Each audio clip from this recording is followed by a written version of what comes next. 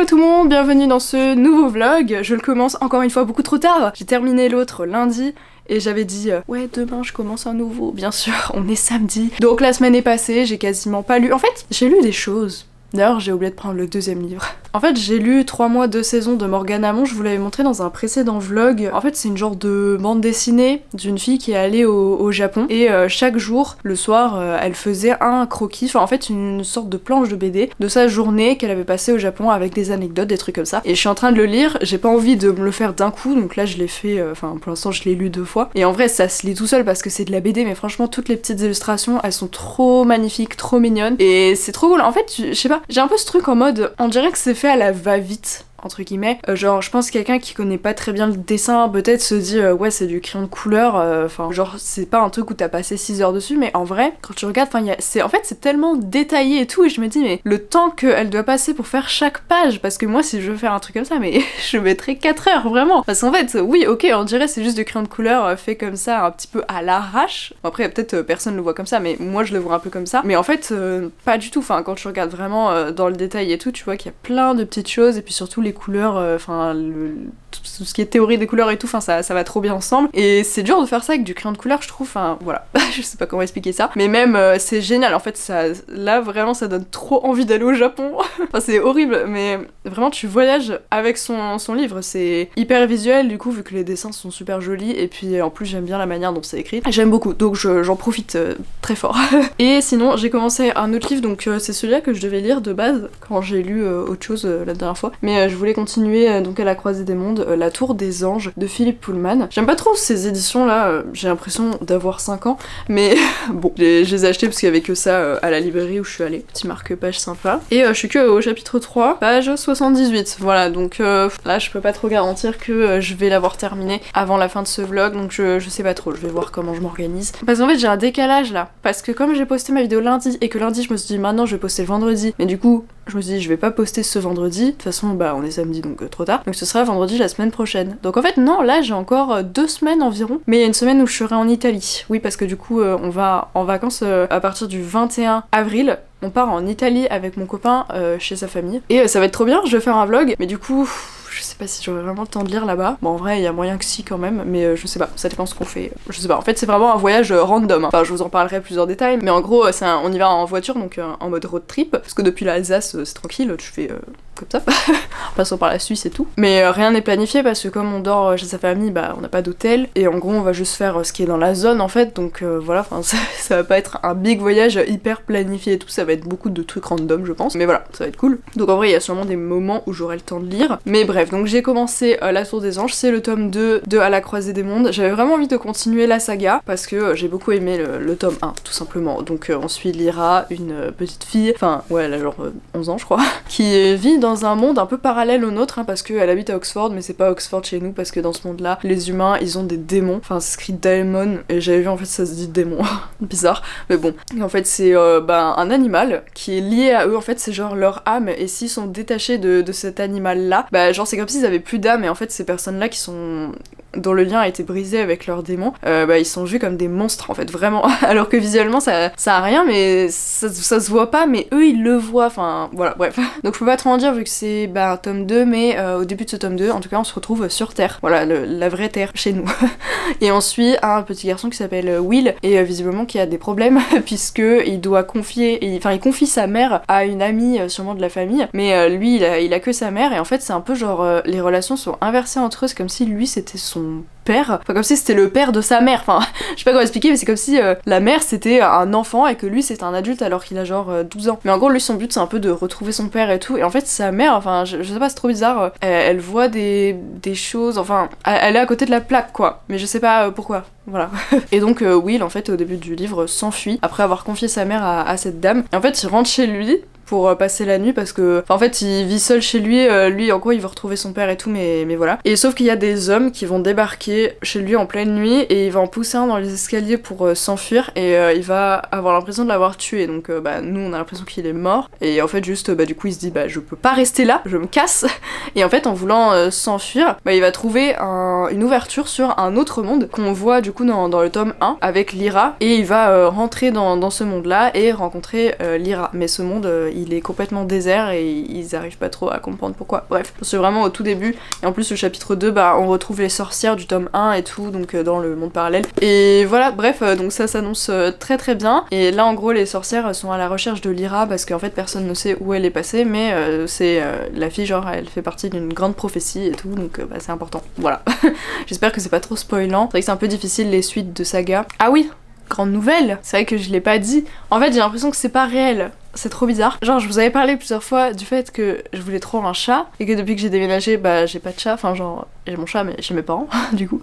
Donc c'est pas vraiment le mien. Et il reste là-bas, normal. Et j'en parlais plus trop parce que même si, oui, tous les jours je me dis je veux un chat, et ben je me disais, enfin, on s'était mis d'accord avec mon copain pour attendre le déménagement et tout, vu que c'est en, bah, sûrement en août du coup. Juillet-août, je sais pas encore. Ça dépendra de quand est-ce qu'il nous donne l'affectation. Donc c'est pendant les vacances d'été, donc à voir quand est-ce qu'on trouve un appart, quand est-ce qu'on peut faire le déménagement, etc. Mais bon, je pense que ce sera en août. Et donc on se disait, bah sûrement en septembre on prend un chat, voire deux. De base on s'était mis sur deux. Après je sais pas, il a un peu changé d'avis et tout. Enfin bref. Donc au final j'ai l'impression qu'on était revenu à un chat. Moi en fait je voulais en prendre deux parce que oui ok ça fait plus de frais. Mais deux chats c'est cool en même temps je trouve parce que quand t'es pas là ils peuvent être ensemble et ils se sentent pas tout seuls. Et les frais ça me faisait pas trop peur en fait. Mais au final je sais pas, j'ai l'impression que mon copain est plus chaud pour qu'on en ait un d'abord. Donc bon, et en fait je voulais les prendre en même temps parce que je me disais que s'ils sont petits ensemble et même potentiellement qu'ils viennent de la même portée, enfin je sais pas, et ben ils seront proches, mais bon, bref.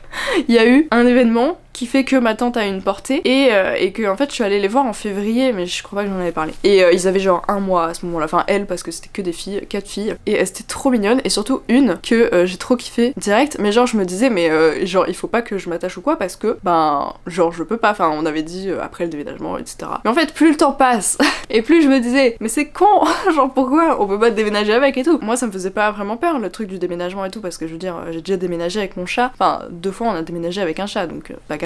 Mais sauf que Nathan ça le faisait flipper parce que il voulait pas que être encombré entre guillemets, mais genre je comprends pas trop en vrai, enfin oui d'accord c'est genre quelque chose auquel il faut penser, mais en même temps enfin genre c'est pas très compliqué, genre un chat tu le mets dans une cage, enfin dans un sac de transport et puis tu fais le trajet avec quoi, parce que genre même le temps de faire les cartons et tout bah c'est pas un problème, enfin finalement les gens font bien des enfants donc c'est pire non que d'avoir un chat. Mais voilà, et donc le fait est que bah je m'étais résolue au fait que bah elle irait dans une autre famille et tout, sauf que évidemment, et désolé mais c'est un signe de l'univers, genre ok, je ne crois pas aux signes d'habitude, mais je veux dire, là c'est quand même un sacré signe que dans les 4 femelles, la plus mignonne n'ait pas été adoptée, donc c'est-à-dire celle que je veux. Les 3 sont parties direct, elles sont parties le même jour, quand ma tante a fait une annonce à ses potes et tout sur Facebook et tout. Et genre, la dernière qui est restée, personne ne la voulait, et je comprends pas pourquoi, évidemment, c'est celle que moi je voulais. Donc, enfin je me suis un peu dit, qu'est-ce qui me retient? Ok, mon copain est réticent, etc., parce qu'il a peur avec le déménagement et tout. Il y a aussi un autre truc, c'est que lui il l'a jamais vu alors que moi oui, et en vrai je comprends. Après en vrai, enfin moi on m'aurait dit, t'as un chat demain, j'aurais été en mode ok.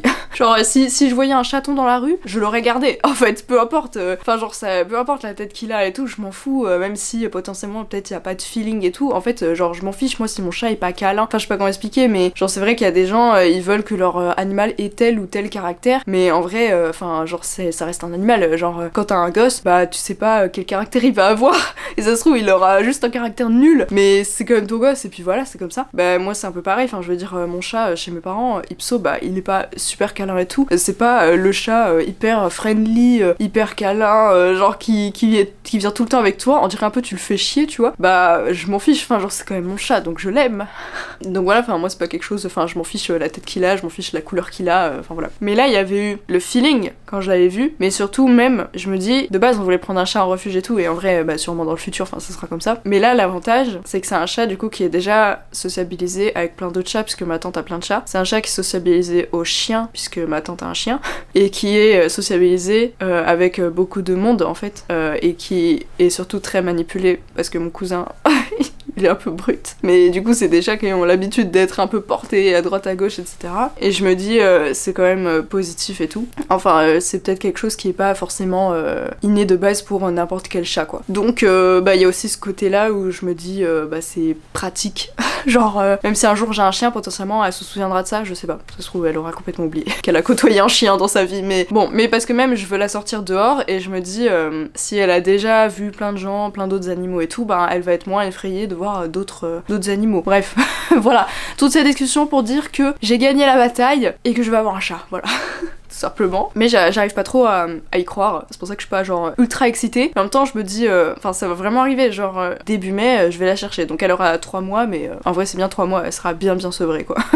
Donc c'est cool. Et donc j'ai fait une liste de tous les trucs que je dois acheter. Voilà, c'est tout ça pour dire ça. Bref, je vais arrêter de parler, mais du coup évidemment que quand je l'aurai, ah oui d'ailleurs elle va s'appeler Nessie, c'est comme le monstre du Loch Ness, voilà. Et c'est mon copain qui a trouvé le nom d'ailleurs. Voilà, c'est tout, évidemment, du coup voilà, quand je l'aurai, bah vous la verrez H24 je pense. Désolée. Mais c'est obligé. Il y a un truc que je vais devoir faire aussi dans l'appart, c'est regarder toutes les cachettes, parce qu'en fait cet appart il est grand. Et en vrai c'est cool, parce que du coup elle pourra bien se dépenser. C'est juste que faut que je fasse le point sur tous les endroits où elle pourrait peut-être aller sans que je le sache. Enfin j'ai l'habitude avec Ipso, le chat chez mes parents du coup, qui se cache n'importe où, qu'il ait 45 000 planques dans l'appart, et qu'il y a même des fois on ne le trouve pas, on ne sait pas où il est, genre... Il y a plein de moments où je l'ai cherché hyper longtemps et je l'ai jamais trouvé. J'avais même l'impression que potentiellement qu'il s'était enfui dans le couloir, je sais pas, mais non, en fait je l'attirais avec des friandises et il sortait de je ne sais pas où. Enfin vraiment c'est un planqué de ouf ce chat. Et donc je sais que c'est bien, enfin genre ils ont besoin d'un endroit pour se cacher, mais j'aimerais connaître les cachettes, c'est tout. Parce qu'en plus vu que c'est un vieil appart et tout, je me dis il y a peut-être des endroits où elle pourrait se cacher qui pourraient être dangereux, je sais pas, donc c'est tout. Je vais arrêter de parler, ça fait 16 minutes que je parle et on se retrouve plus tard.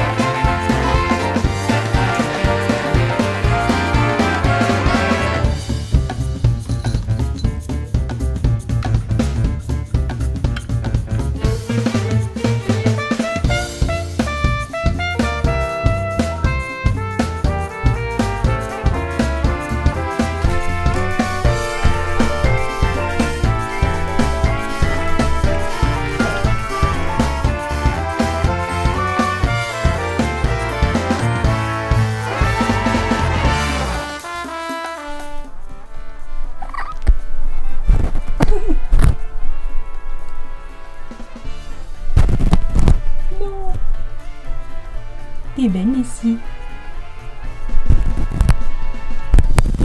C'est le micro. On défonce pas le micro.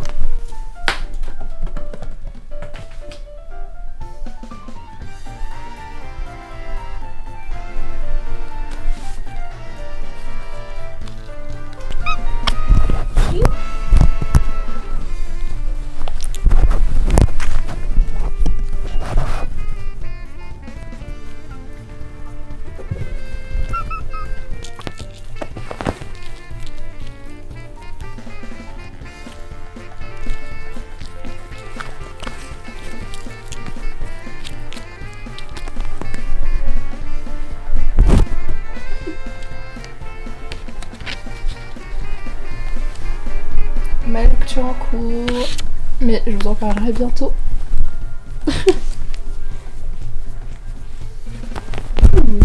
Micro.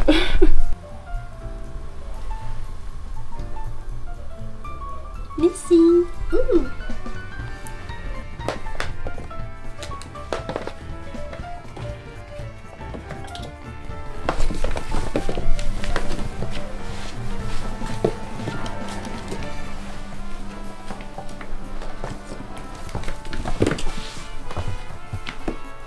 Coucou! Elle est un peu intriguée par ce qui se passe en haut, donc je lui montre. Tu veux voir de plus près? Hop. Elle lâche. Ok, ça fait longtemps que j'ai pas filmé. D'ailleurs c'est un petit peu haut.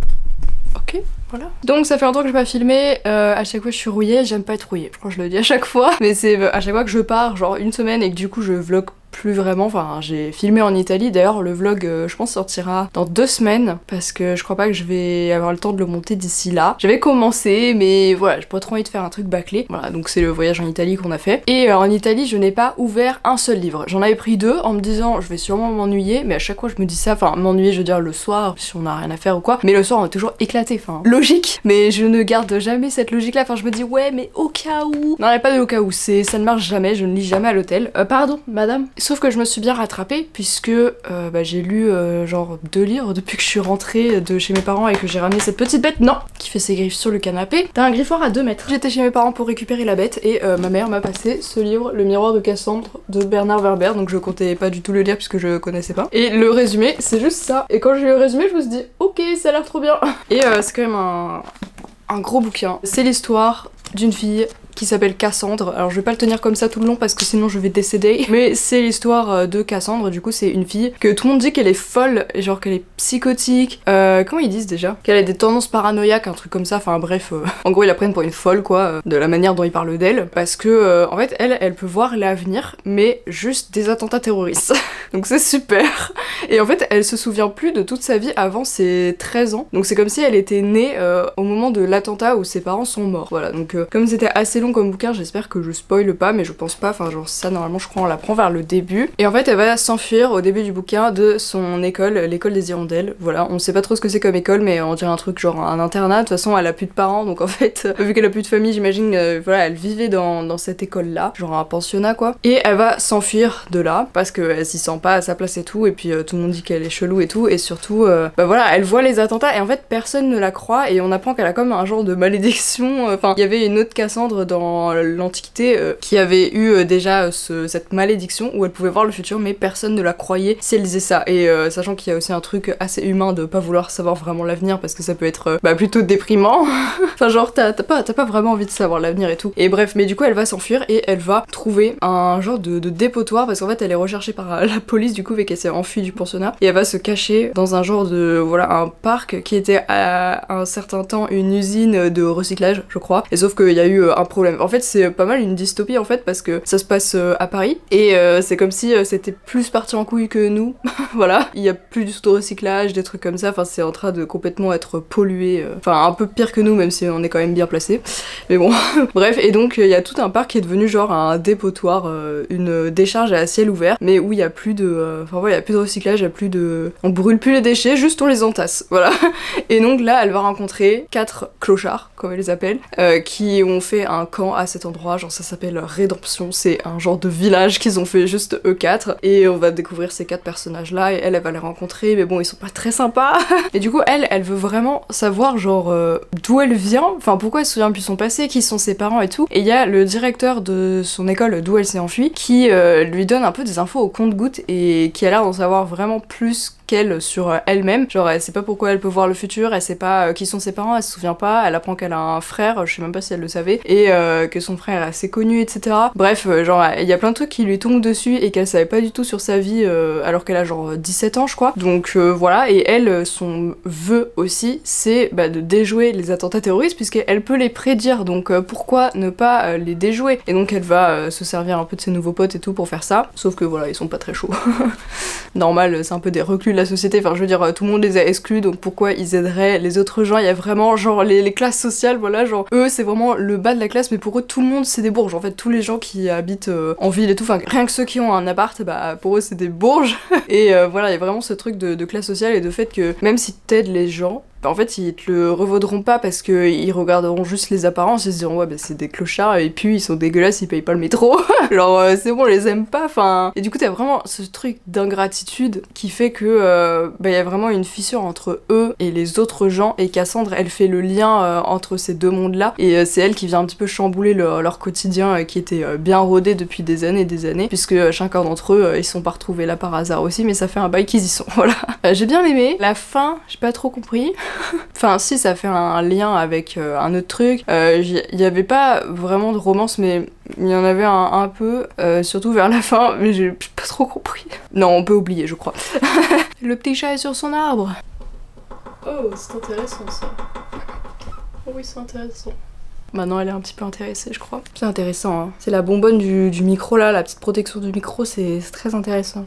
très appealing, tu vois. Elle est choquée. Voilà, c'était très cool, j'avais du mal à décrocher, franchement, de l'histoire, parce que il y avait quand même pas mal de... En fait, c'était quand même beaucoup d'introspection, genre il y avait un peu des longueurs et tout, mais et aussi ça m'a donné un peu des idées pour mon propre univers, avec mes persos et tout, parce qu'il y avait des trucs qui étaient assez intéressants. Puis même, ça parlait... En fait, je pense que c'est censé donner quand même un message d'espoir pour la société. Ça marche pas trop sur moi, parce que pour moi c'est mort, hein. Enfin, c'est pas pour ça que je fais pas trop d'efforts, mais... Genre, je fais des efforts dans les trucs, et parfois je me dis, mais pourquoi je fais des efforts? Genre, tout le monde s'en fout. Bon, bref. C'est pas ça le message. Le message du livre, c'est quand même que il peut y avoir un meilleur futur si à notre petite échelle on fait des efforts et des choses. Je pense que ça va être difficile. Mais en tout cas, c'est quand même pas mal une critique de la société, parce qu'en fait, à chaque fois, ils essayent de reformer une société à eux. Enfin, en fait, eux, dans leur dépotoir, ils ont vraiment fait une mini-société à eux-mêmes. Genre, ils se donnent des noms, le vicomte, la duchesse et tout, des noms aristocrates un peu. Et en plus, ils ont vraiment chacun leur cabane, et genre chacun, ils sont genre ministre de la culture, ministre de la chasse, ou je sais plus ce que c'était vraiment les rôles, mais c'était marrant. Enfin, voilà. Voilà, je sais pas pourquoi, je sais pas à quoi dire de plus, mais franchement, c'était cool. Et voilà, même si la fin ne m'a pas transportée, mais enfin, ça avait une certaine logique quand même, avec le reste, ça sortait pas de nulle part, mais voilà. En fait, pendant que je lisais, je me disais, mais comment ça peut terminer? Parce que, enfin, là, je vois difficilement comment ça peut terminer. En tout cas, c'était sûr que ça allait pas être une fin vraiment claire, vraiment fermée. Donc c'est clairement une fin ouverte, enfin, on saura jamais. Mais bon, enfin, ça peut faire un parallèle avec notre société, on verra bien. Enfin, on sera tous morts d'ici là, mais voilà. Et ensuite, ce matin, j'ai terminé Blackwater, tome 3. Voilà, je pensais pas le lire de sitôt. C'est La Maison, le titre de ce tome-là. Je sais plus combien il y a de tomes de Blackwater. J'ai pas hâte d'avoir terminé la saga, franchement, c'est trop cool, ça se lit tout seul. C'est genre 250 pages, même moins, celui-là était 230 et quelques. Mais en vrai, t'as envie que ça dure plus longtemps, hein, mais c'est cool. Genre, c'est... Déjà, le livre est vraiment minuscule, à chaque fois je me dis, c'est trop mignon. Bref, faudra que je me trouve le tome 4, mais voilà, j'ai terminé le 3. Il se passe un truc vraiment à la fin, genre j'étais en mode quoi. Enfin, je m'y attendais pas, je pensais même pas que ça arriverait. En fait, le temps passe très vite dans cette saga. Parfois on te dit voilà 7 ans plus tard, enfin on te dit des années, mais moi les années je les retiens pas. Donc j'avais un peu du mal à suivre le cours du temps. Genre que déjà la fille de Elinor, elle a 15 ans, à la fin elle fête ses 16 ans. Bon, je pense que c'est du spoil, on s'en fout un peu, mais trop bizarre. Alors qu'on la voit naître dans les tomes et tout, donc le temps est vraiment... Enfin, ça passe très très vite, et ça saute beaucoup d'années, il y a beaucoup d'ellipses, et je me dis, mais qu'est-ce qu'ils ont fait pendant ce temps-là? Parce qu'en vrai, on suit que des petits moments de leur vie, et bon, voilà, je peux pas trop résumer, parce qu'évidemment, c'est un tome 3, donc sinon ça va spoiler, mais dans celui-là, on suit beaucoup de personnages, parce qu'il y a de plus en plus de branches de la famille qui se créent, des personnages qui vont vivre en dehors de Perdido et tout, et c'est le chat. Bref, on suit beaucoup de personnages du coup, puisque par exemple Sister est partie de la famille, Queenie aussi qui est revenue et tout, enfin beaucoup d'histoires par rapport à eux, et au final Mary Love un peu en second plan, mais elle manigance toujours voilà, dans le dos de tout le monde évidemment, puisque son but c'est d'être la seule personne que la famille aime et tout, et même sa fille, enfin c'est pas sa fille du coup, c'est la fille de Elinor normalement, donc Myriam, vraiment elle la monte contre les autres, enfin c'est ouf, vraiment caractère horrible, je déteste ça vraiment, genre c'est une saga d'horreur. Je pense pas que ce soit une saga d'horreur par rapport au caractère de Mary Love et ce qu'elle fait subir à sa famille et tout, et à quel point elle est cruelle avec eux pour que ils lui soient tous redevables. Je pense pas que c'est pour ça que c'est de l'horreur, c'est pour d'autres trucs d'ailleurs. Il se passe à chaque fois dans chaque tome, j'ai l'impression il y a un moment de pure horreur vraiment. Et là ça s'est passé aussi, voilà. Et je ne m'y attendais pas du tout pour le coup. Donc je me demande vraiment à tel point que je sais pas ce qui va se passer dans le tome 4, et du coup je suis hyper curieuse et intriguée. J'ai trop envie d'acheter le tome 4, je pense que je vais l'acheter parce que là, la semaine prochaine, oui, la semaine prochaine, puisque vous voyez cette vidéo le lendemain, puisque là on est jeudi, je la sors vendredi, et ben la semaine prochaine, je vais, enfin en fait demain pour vous, genre samedi, je prends le train, je vais dans le sud chez mes grands-parents, et je pense que je vais m'acheter le tome 4, voilà, parce que j'ai vraiment envie de savoir la suite, là je sais pas du tout comment tout va se goupiller, mais voilà, j'adore suivre encore ces personnages-là, leurs histoires par rapport à Perdido, la rivière et tout, et Elinor, qui continue aussi, enfin, Elinor c'est trop bizarre, elle est tellement froide, et tellement elle a pas d'émotion quoi, mais elle arrive aussi à placer ses pions, on va dire. Genre elle est aussi douée que Mary Love dans la manipulation et tout, mais elle le fait plus en douceur, c'est plus insidieux que Mary Love, enfin genre elle cache même plus son jeu limite, donc en tout cas toujours très cool. Et on termine cette vidéo avec, alors je l'ai pas fini, hein, je l'ai juste commencé, The Song of Achilles. J'ai vu que ça se prononçait comme ça, j'aurais jamais deviné que ça se prononçait comme ça. Je pensais que ça se dit genre Achille. Bref, je l'ai commencé, je suis page 50 environ, et franchement c'est très chelou. C'est de Madeline Miller. Non, je disais pas que c'était bizarre l'histoire, juste c'est très chelou que j'ai commencé ce livre, je pensais pas du tout le commencer maintenant. Je sais pas pourquoi j'ai repris, enfin pourquoi j'ai commencé ce livre. En fait je l'avais acheté mais je sais plus où, je crois que je l'avais acheté dans une librairie bilingue qui vend des livres d'autres langues, putain mais je sais pas parler. À Marseille? Non, à Aix, en Provence. Et je crois que c'est là que je l'avais acheté, parce que c'est dur de trouver des livres en anglais en vrai en France. Enfin je sais pas, la Fnac, le rayon il est minable je trouve. Et ou alors souvent c'est des livres très bateaux, enfin je sais pas, genre des livres, des classiques, des trucs comme ça, t'as pas envie de lire ça en VO vraiment. Déjà certains livres je galère, enfin genre je considère que j'ai quand même un bon niveau en anglais, mais parfois c'est galère de tout comprendre, et ce livre en fait partie. Il y a beaucoup de mots que je connais pas, après le vocabulaire ça a jamais été mon point fort, mais c'est pratique parce que mon mec est prof d'anglais. Donc dès que j'ai une question sur un mot, je lui dis, il me répond instantanément, parce que je sais pas comment il fait mais il connaît genre le dictionnaire, voilà, littéralement, donc c'est pratique. Et ouais, j'ai commencé ça, donc je sais que ce bouquin est très connu, je crois qu'il était très apprécié sur BookTok, et je crois que c'est une romance, enfin du moins ça se présente bien comme ça. Et on suit, alors par contre comment il s'appelle le mec, je crois qu'il s'appelle Patroclus, parce que du coup c'est les noms genre de l'antiquité et tout là, et donc je crois qu'il s'appelle Patroclus, alors par contre je sais pas comment ça se dit, mais voilà, je crois qu'il s'appelle comme ça. Son père l'a abandonné parce que il a tué quelqu'un, sans faire exprès hein, mais parce qu'il a l'air un peu limité, enfin tout le monde dit qu'il est bête, qu'il est simple et tout, qu'il est hyper frêle, fragile et tout, qu'il se battra jamais, enfin bref, et donc son père il a vraiment honte de lui, enfin il voulait le faire marier à une autre femme et tout, mais à Hélène je crois, mais elle a choisi quelqu'un d'autre, enfin bref. Donc en gros il avait le seum. C'est bien résumé hein, parce que comme c'est en anglais évidemment je ne comprends pas tout, et je comprendrai sûrement pas tout le message de l'histoire et tout, mais voilà, de ce que, enfin je pense pas dire de bêtises quand je dis ça, mais en gros son père l'a abandonné et il est allé dans un autre royaume, enfin un autre château, une autre cour en fait je crois qu'il dit ça comme ça, et par contre je sais plus, ah oui c'est ça, Patroclus je pense que ça se dit. Il a été exilé à la cour de King Peleus, donc ça c'est le nom de la cour, et là en fait le fils du roi il s'appelle Achille justement, et il va rencontrer Achille, mais en fait dans cette cour il y a plein d'enfants qui ont été abandonnés je crois aussi comme lui quoi, et en fait ils doivent apprendre à se battre, enfin c'est censé être des futurs guerriers j'imagine, enfin en tout cas ils ont des cours de combat, et sauf que Patroclus il a pas trop envie d'y aller, et justement il va se cacher et tout, sauf que au moment de se faire réprimander par le roi, et ben Achille lui dit ouais j'ai appris que t'étais pas allé au cours machin, et donc ils vont vachement se rapprocher, et Achille va même le sélectionner, enfin décider que ce sera lui son compagnon, et après apparemment d'après le roi il avait jamais voulu avoir un compagnon, enfin à chaque fois il avait trouvé, il lui montrait d'autres gars et tout, et il disait non, mais là il a choisi littéralement Patroclus, alors que c'est celui que t'as pas envie de choisir apparemment, d'après ce qu'ils disent quoi, enfin en gros il le rabaisse tout le temps, et sauf que voilà il se rapproche de ouf, et j'en suis globalement à ce moment là quoi. Donc bon j'imagine que c'est une romance MM, mais je sais pas, je l'ai acheté sans vraiment savoir hein. Moi j'aime bien prendre mes livres comme ça, je ne lis pas le résumé, je m'en fous, je prends un livre et puis je vois ce que ça donne, ok. Enfin voilà, je suis pas très loin dans l'histoire, et comme c'est en VO je le lis assez lentement, mais ouais je sais pas pourquoi je me suis lancée dans cette lecture alors que ça fait longtemps que j'ai le livre, et en général plus ça fait longtemps que j'ai un livre, moins j'ai envie de le lire, je sais pas pourquoi, mais du coup j'étais limite à me dire non mais en fait je le lirai jamais.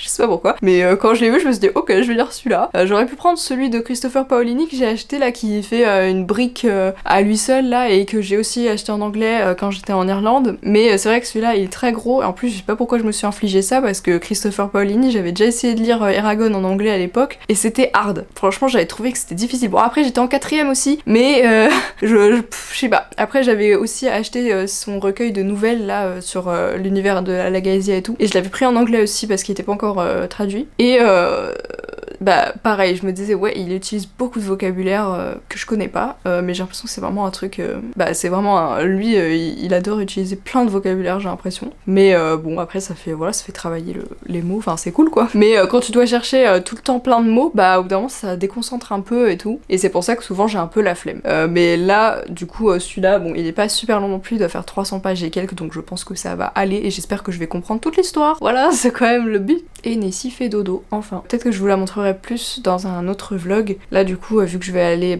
chez mes grands-parents, je pense que j'aurai un peu le temps de lire quand même. Je vais prendre celui-là, The Song of Achilles, et soit je prends Absolu de Margot Dessen parce que c'est celui-là que j'avais pris en Italie mais que j'ai pas lu du tout, soit je sais pas, enfin dans tous les cas je vais acheter Blackwater là-bas, enfin si je le trouve, mais je pense que je vais le trouver. Et puis voilà, en ce moment il y a un challenge de lecture sur le serveur de Foodroo dont je parle souvent, donc mon objectif aussi c'est de lire pas mal, et en ce moment j'ai aussi moins de travail, donc je profite. Et en vrai c'est bien tombé parce que j'ai eu moins de travail pile au moment où Nessie est arrivée à la maison, donc comme ça, de toute façon j'aurais pas pu faire des journées complètes, enfin c'est impossible, genre elle fait que jouer. Et même quand j'essayais de faire des customs et tout, c'était un peu complexe. C'est un mal pour un bien, on va dire.